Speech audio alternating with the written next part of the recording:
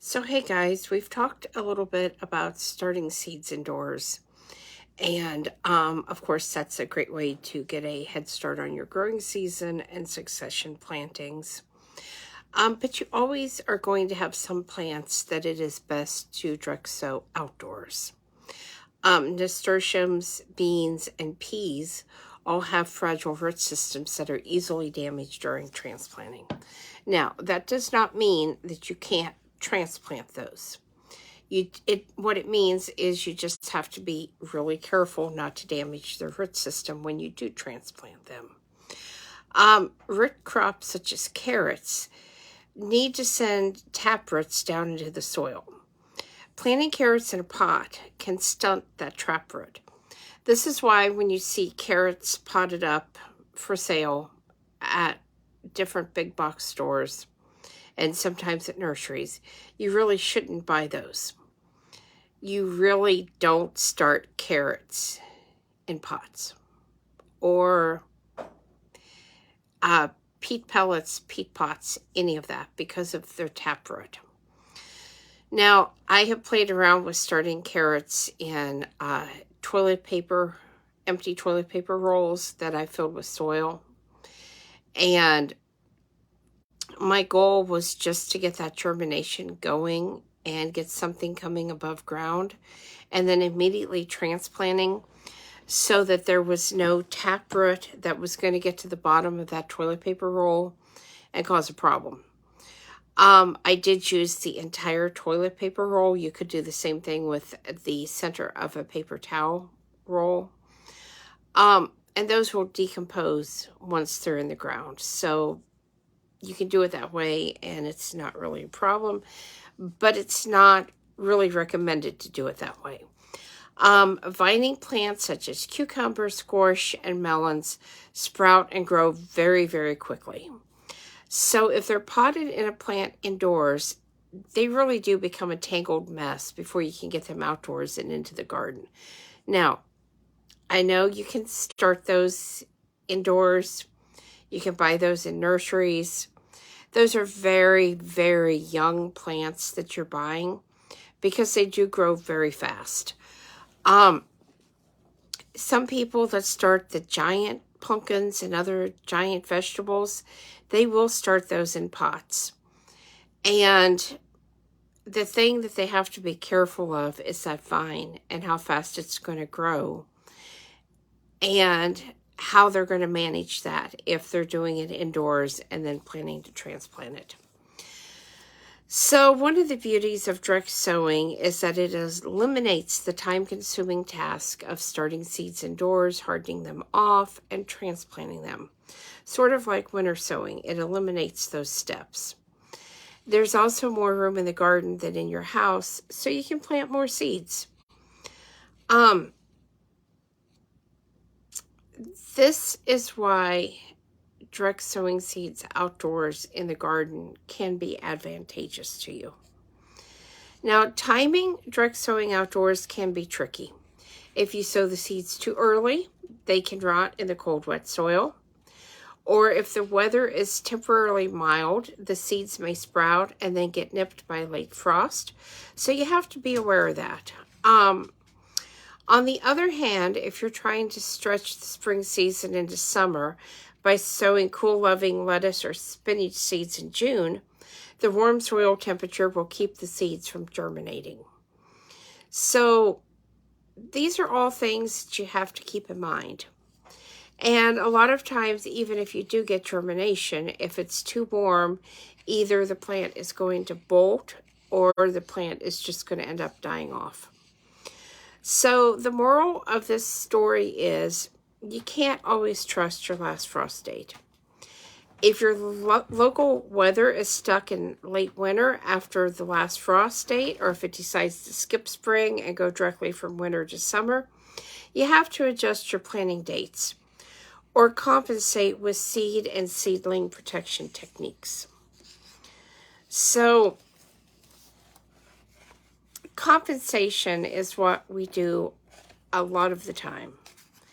And that way, instead of trying to control the weather and plant according to the weather, which can change in an instant, especially if you're here in Indiana. We are instead controlling the environment that the seeds are actually growing in. So latitude also dictates when you sow your seeds. In the north, where the growing season is short and sometimes on the cool side, you must start warm-loving annual flowers and vegetables indoors to give them time to mature before the fall frost. But if you're a southern or west coast gardener, you can skip this step and direct sow impatiens, peppers, and tomatoes right in your warm garden soil in early spring or late summer for early winter harvest. If you're new to gardening, find out when to plant various seeds in your area by doing one of the following. You can ask a local garden center employee. You can ask your local cooperative extension agent. You can ask a successful gardener down the block. You can conduct an internet search and locate an authoritative regional gardening website, or you can consult a regional gardening book. The first time around, preparing your gardening soil can be taxing, but you have 3 ways to start a new garden: stripping sod and then tilling, building a raised bed, or using the lazy bed method, which is a berm-like raised bed with no borders.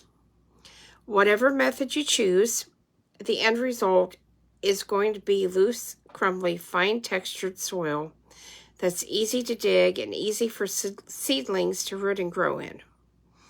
And after the first year, if you're careful not to compact the soil by trumping on it too much, you can sow seeds with little preparation. So this is why you don't want to step in your garden soil, because it's going to compact it.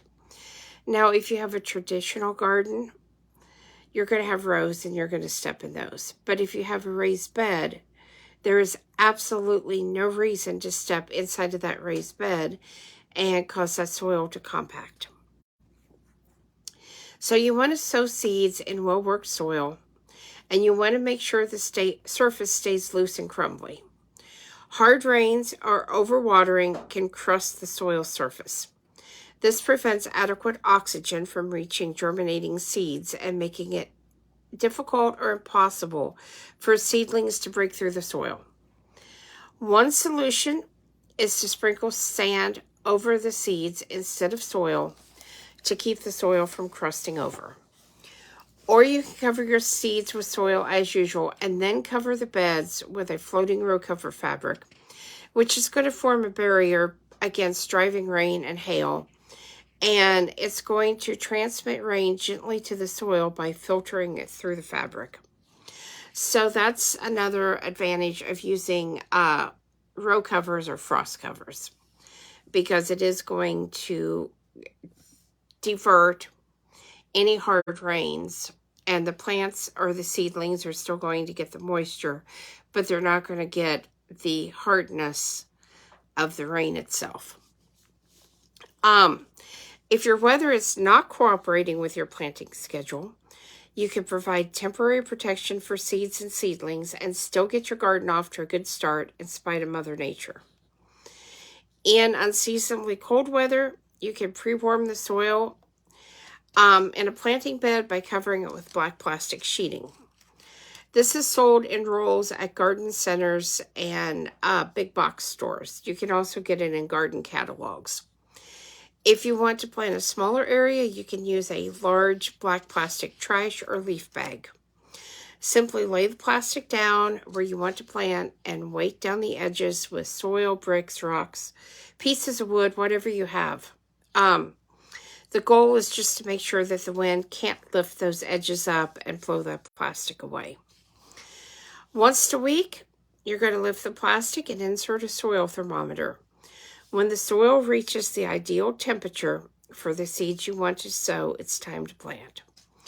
To sow small seeds such as lettuce or spinach, you're going to want to remove the plastic and scatter the seeds in the chosen area. Now you can reuse that plastic, so there's no need to throw it away. And for heat-loving plants such as tomatoes, peppers, squash, and melons, leave the plastic in place all season. just cut some X-shaped slits in the plastic, fold those flaps back, and sow the seeds or plant the plants in the exposed area. The beauty of this system is that the plant roots bask in the warmth, and the fruits stay clean because they rest on the plastic instead of on the damp soil. So when it rains, where soil would normally bounce up and hit the fruits or the plants, the plastic is going to protect it from that. It's also going to keep those roots warmer than if there was no plastic on the soil. Another option for plastic around tomato plants is the red plastic that you can get.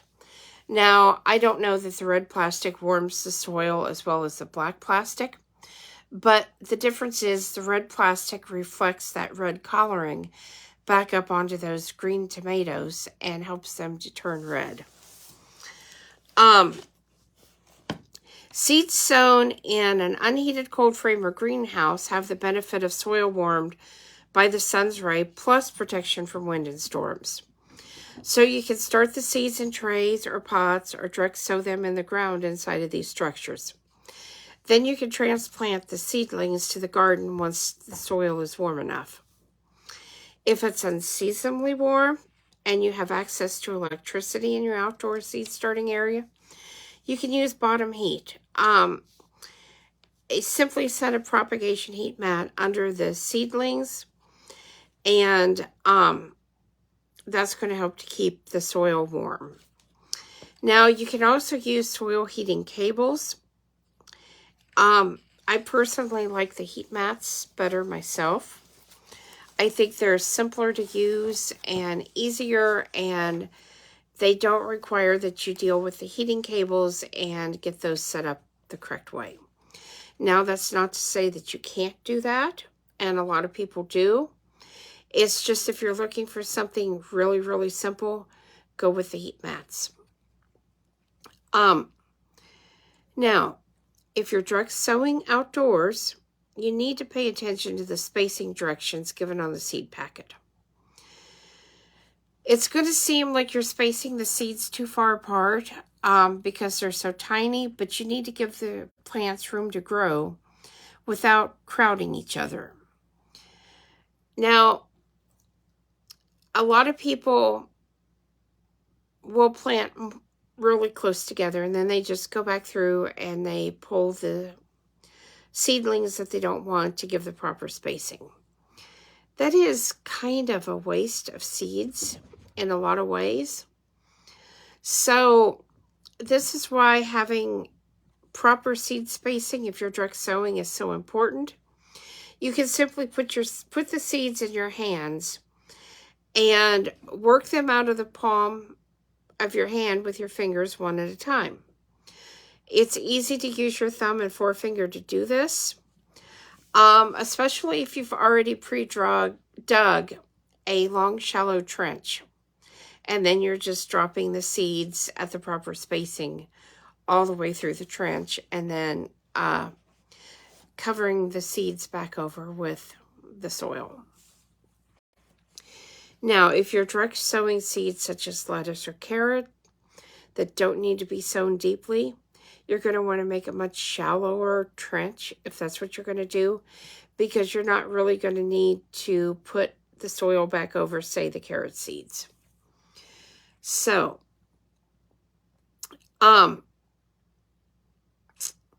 there are two basic styles for direct sowing seeds. The traditional method is to sow them in rows, but a newer idea is to broadcast them over a specific area. Now, if you're going to broadcast them, you don't want the plot any wider than what you can easily reach across, because remember, you're going to have to harvest those seeds or those plants. And if you can't reach them, you're going to have to step into that bed, and you're going to end up damaging some of the plants. And that's what you don't want to do.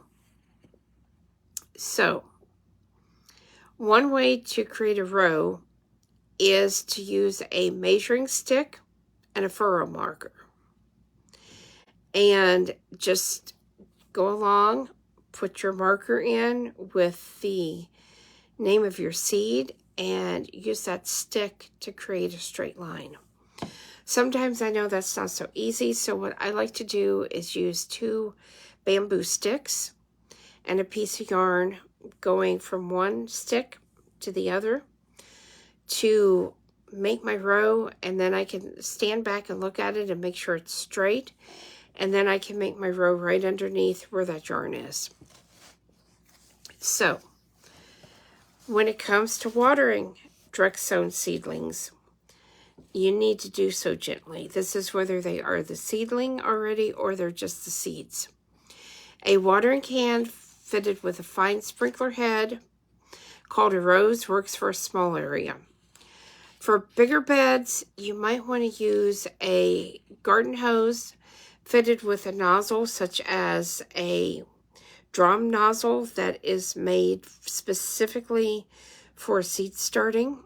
I really like my drums, so much so that I did go out and invest in that seed starting nozzle, and it is really nice. It gives the seeds and seedlings a gentle shower, so they're not going to be disturbed, and you're not going to wash your seeds away or wash the soil off of your seedlings if you do it right.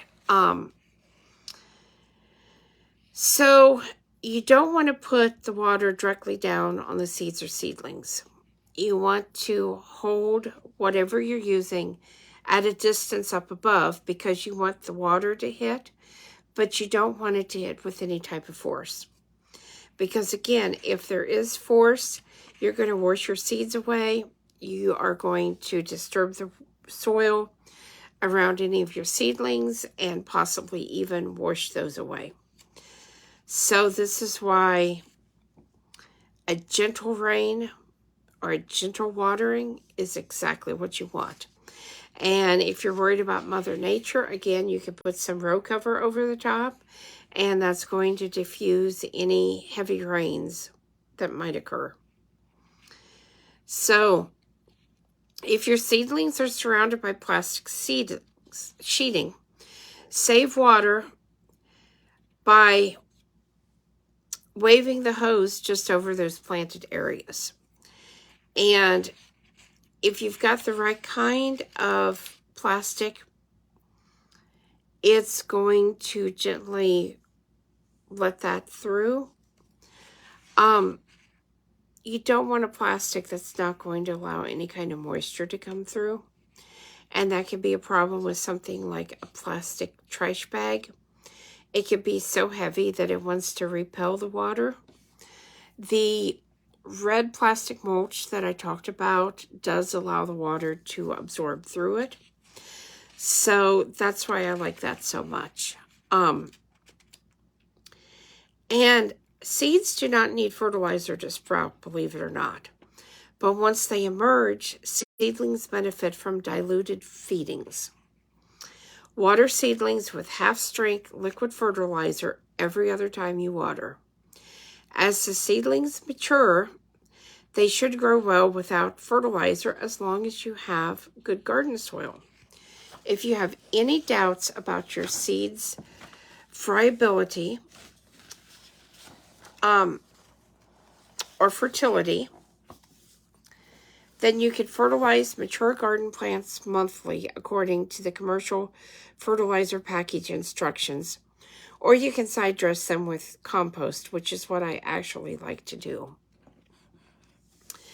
And we did say that when you sow outdoors, when you direct sow, you may have to do some thinning, especially if you planted your seeds too close together, or you say put 2 or 3 seeds in each hole. You want to keep your scissors handy to snip off the weaklings, keeping only 1 seedling per hole to avoid overcrowding. And you want, when you snip them off, you want to choose the strongest looking seedling, because if you don't, if you pick a weaker seedling, then it may not be able to go it alone, and it could end up dying off. Now, if you plant a winter squash, which is not as prolific as summer squash, you might want to leave 2 seedlings of those to double your harvest from each planting. So this is why it is so important to know the seeds that you're planting and what the recommendations are. All of this information should be on the back of the seed packet. If it is not, it's pretty easy to look up.